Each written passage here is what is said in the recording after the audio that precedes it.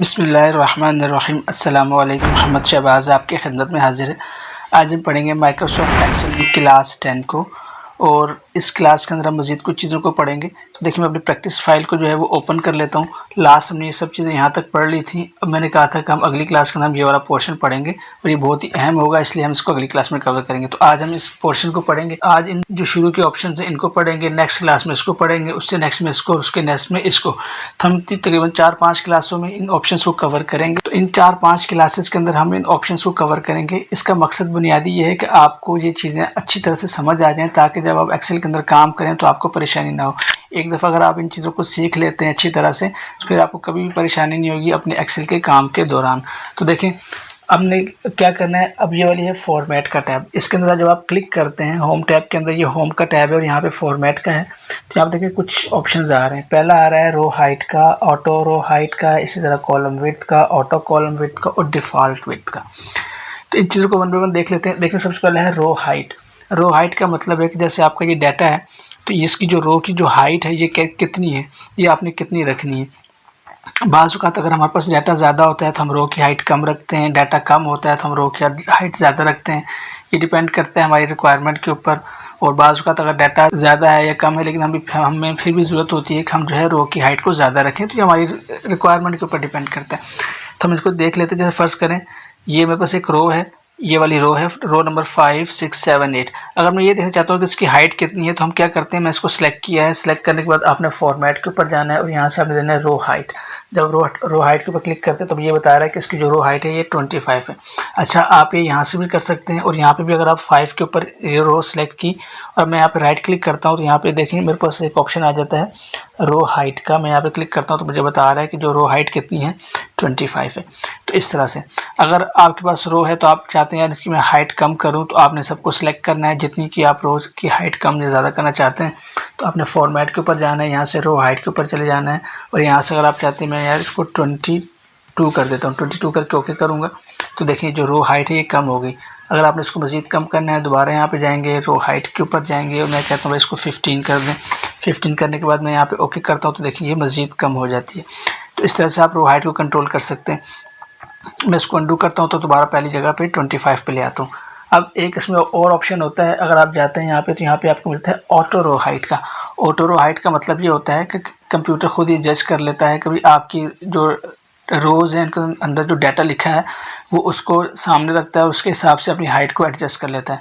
मिसाल के तौर पर अगर मैं क्लिक करता हूँ तो देखें इसने क्या किया, डाटा को चेक किया और इसको पता चला कि भाई 25 जो इसकी हाइट है वो ज़्यादा है, जबकि ऑटोमेटिकली डाटा के हिसाब से इसकी रो हाइट इतनी होनी चाहिए, तो उसने इसको सेट कर दिया। अब ये रो हाइट कितनी है ये मैंने सिलेक्शन की हुई है। मैं यहाँ पर राइट क्लिक करता हूँ और रो हाइट के ऊपर क्लिक करता हूँ, तो अभी इसकी रो हाइट है 15.5। तो मतलब क्या है कि 15.5 की जो रो हाइट है ये बहुत है इस डाटा को रखने के लिए। तो इसमें क्या होता है, देखिए अगर मैंने यहाँ पे क्लिक किया, मैं इसको बढ़ाता हूँ, मैं इसके ऊपर लिख देता हूँ मज़ीद कुछ नाम लिखता हूँ। फ़र्ज़ कर इसी रो के अंदर मुझे कुछ डाटा को ऐड करना है, मैं लिखता हूँ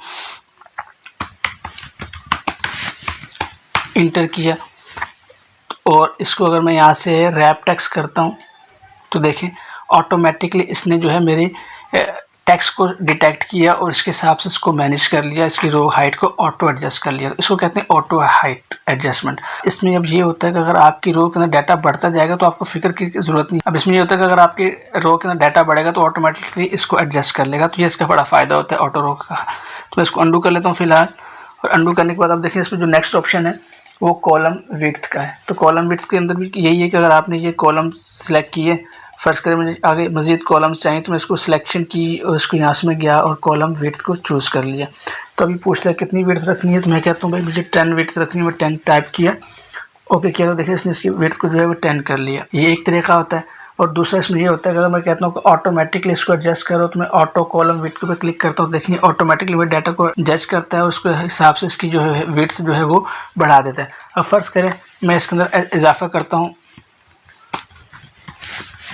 इंटर करूँगा। अब मैं यहाँ पे क्लिक किया है, अब मैं दोबारा यहाँ पे जाऊँगा, मैं कहता हूँ ऑटो कॉलम विड्थ। देखें ये ऑटोमेटिकली इसको जो है वो डाटा को सामने रख के इसकी विड्थ को जो है वो एडजस्ट कर लेगा।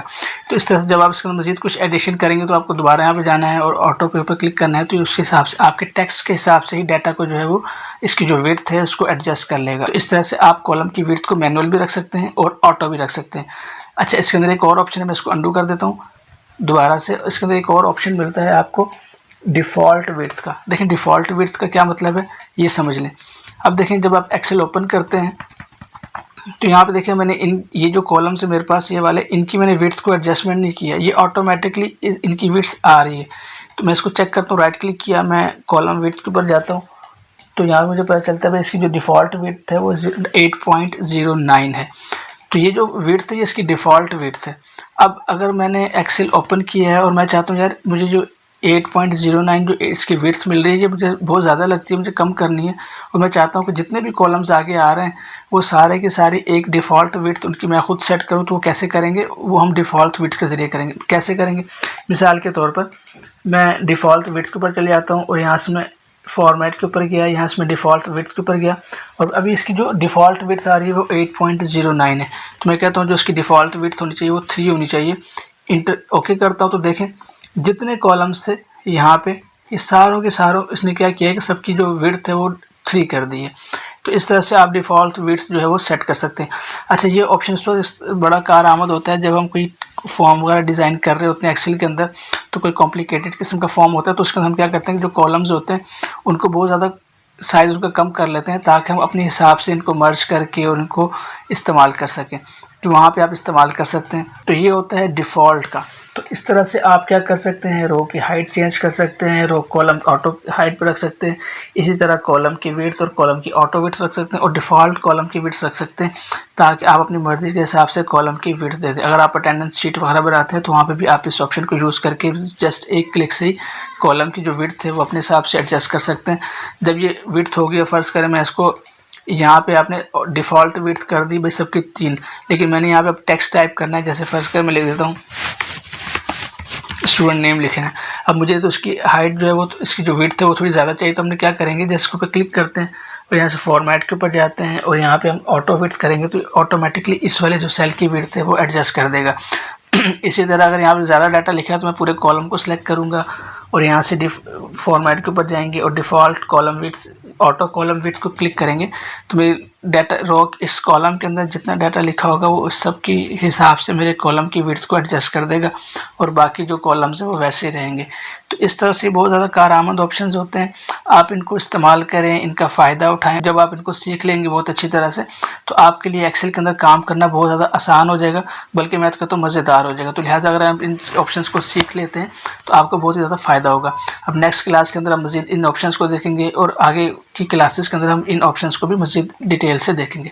तो मेरी वीडियो आपको पसंद आई होगी। इंशाल्लाह नेक्स्ट क्लास में आपसे मुलाकात होती है, तब तक के लिए इजाज़त दें। अस्सलामु अलैकुम व रहमतुल्लाहि व बरकातहू।